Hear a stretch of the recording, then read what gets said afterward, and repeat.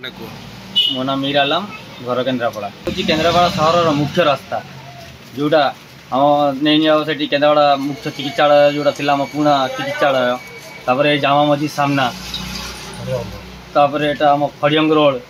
तापर अदालत मुख्य अदालत ता सामना एटी केन्द्रापड़ा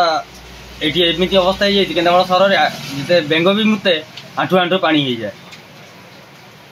डिजिटल माध्यम आप देखिपे छोट छोट पिला सब ये आसी खेलिले ये आंठू आंठू पानी हो जाए गाड़ी यातायात कर लोक ठीक से गमनागमन कर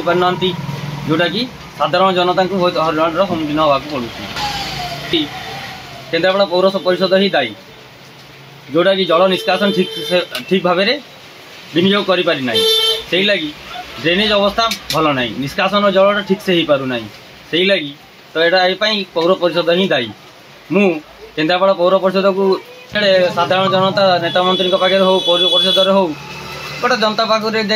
गोटे साधारण कथा कहे कहे केमती कामटा हम ये हम से निष्कासन केमती हो पार से खाली प्रतिश्रुति देवे से कम कर कहीं नुहति ये कम हो गले लोक ठीक से गमनागमन करें साधारण जनता हैरान होमर यहाँ हूँ केन्द्रापड़ार माने खाली केन्द्रापड़ार नुह यहाँ हूँ पूरा ओडिशा सारार सभा प्रथम पौर परिषद जोटी कि जल निष्कासन ठीक व्यवस्था ना खाली जल निष्कासन अनेक कहले आहरी बहुत कथा बाहर किंतु आम खाली जल को आखि आगे रखी आम कहूँ माने एटिकर ड्रेनेज अवस्था प्रथम भल ना खाली एतिकी रास्ता आप देखुना अनेक जगह एमती अच्छी फकीराबाद जातु ये जामा मस्जिद जोटा कि आमर जोटा हूँ धर्मपाठ से आम गमनागमन ठीक से करूँ जोटा कादुआ पानी नहीं मस्जिद भीतर को जाऊँ मुख्य कलेक्टर ऑफिस सामना गड़ी एमती बहुत अनेक रास्ता अच्छी यहाँ खड़ियंगर अदालत सामना